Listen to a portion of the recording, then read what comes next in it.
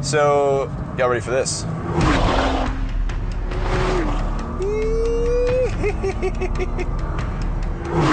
You have to give Nissan credit. Despite how powerful and relentless the GTR may be, the company always seems to find a way to hone it further, to find more power, sharper handling, or better overall performance. The latest example of their efforts? The Nismo. And it's the most aggressive GTR we've seen yet.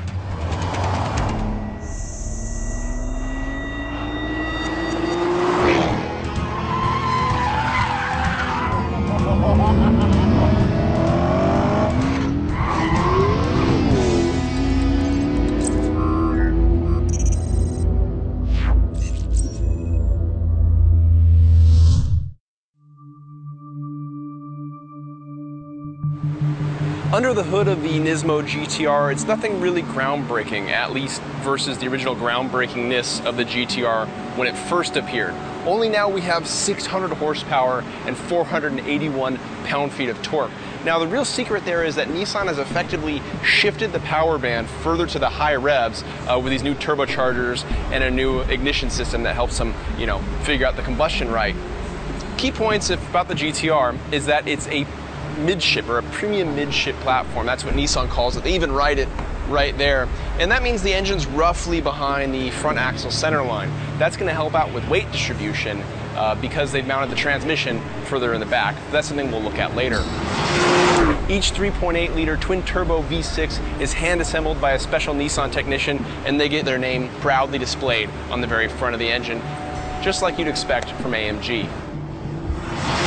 If you want to see where your money goes in the GTR Nismo, all you have to do is put it in the air. Because, man, are there a lot of beautiful carbon fibery bits and vents and all kinds of wonderful things happening up here.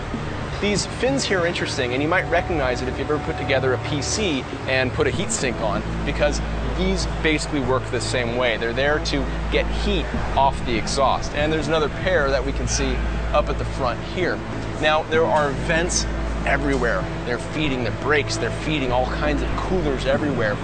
Talking about brakes, we can get to the wheels and tires. Tires are a special Dunlop with a hilariously long name. It's like SP Sportmax DSST 6000 or something. Wheels in the back, 10.5 inches wide, 20 inches in diameter. At the front, they're 10 inches wide, 20 inches diameter as well. That's a lot of front tire up there. That's gonna help this thing turn in as aggressively as it does. Now, interesting choice. This titanium exhaust is the first thing you see, and it's an option and a pricey one at that. What I like is that they haven't bragged about it with the tailpipes. The only way you know it's titanium is by getting it in the air and looking at it.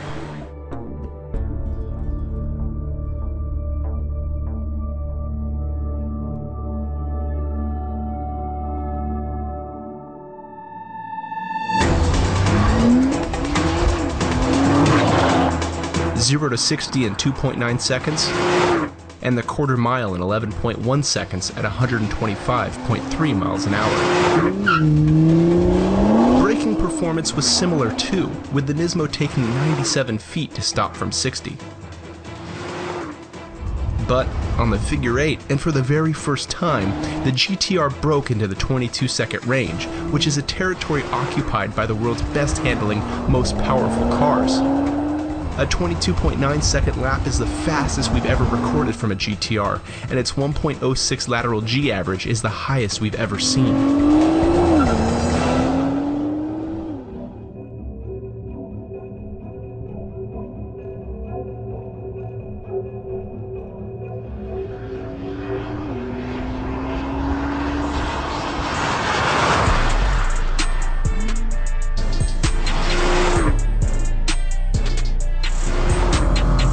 I'll start out and say that the GTR Nismo is my new favorite GTR.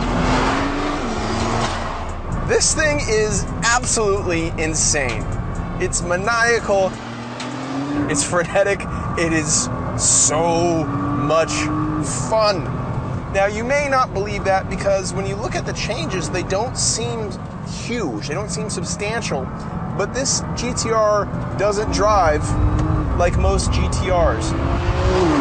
There's the power, of course. This thing is making 600 horsepower, so Nissan says, and we're getting that amount even though we're in California because we're using octane booster. Because when you have the option of 600 horsepower, you want to use that. So the power in the high RPM, the high revs is amazing. But to me, it's not just the power, it's the changes in the chassis. What I love most about this car is the steering in the front end. It feels so tight, way sharper, and way more reactive and precise than what I remember from normal GTRs. And considering how capable those normal GTRs are or were, you can imagine how much better this thing is. The drivetrain is just amazing. When you apply power, the car steers. So you can steer with the steering, and you have a lot of grip in the front end, so you can get around some turns at amazing rates of speed.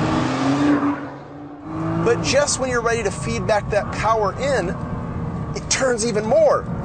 So you start developing this driving tendency where you're accelerating maybe at the apex of a corner, maybe slightly before, depending on the turn, and the car just carries you right through at speeds that you never thought were capable through that specific corner. It's amazing.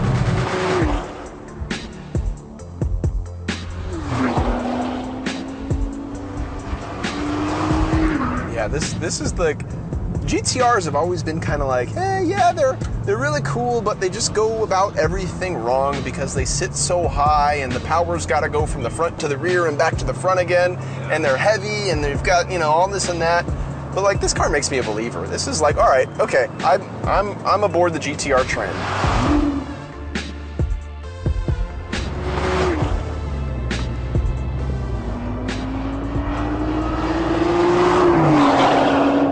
The GT R Nismo is a super low production car, way more money than a regular GTR, destroying competitors on the track. That's what the Nissan GT R Nismo is good at.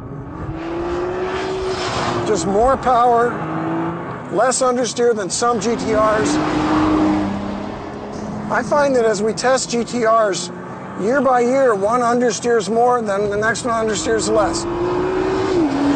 This version is right in between. But the all-wheel drive and this quick shifting transmission translate that power into acceleration so well that for the driver, you don't have a real sense of the speed. Not until you look at the lap time and see that it's the fastest car that Motor Trend has ever tested in the streets of Willow.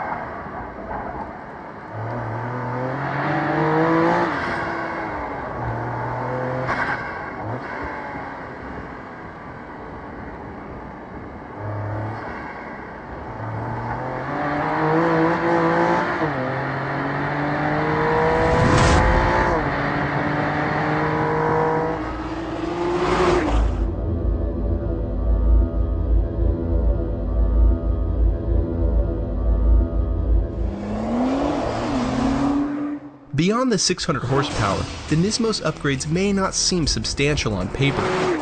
Take a look underneath though, take a turn behind the wheel, and you immediately find the effects of Nissan's continued improvements. GTRs have always been a thrill, but this one takes the experience further. It's satisfying and it's exhilarating to drive, and the fact that we can't find a street car that's faster around streets of Willow speaks to the GTR's utter capabilities. Make no mistake, this is the best driving GTR yet.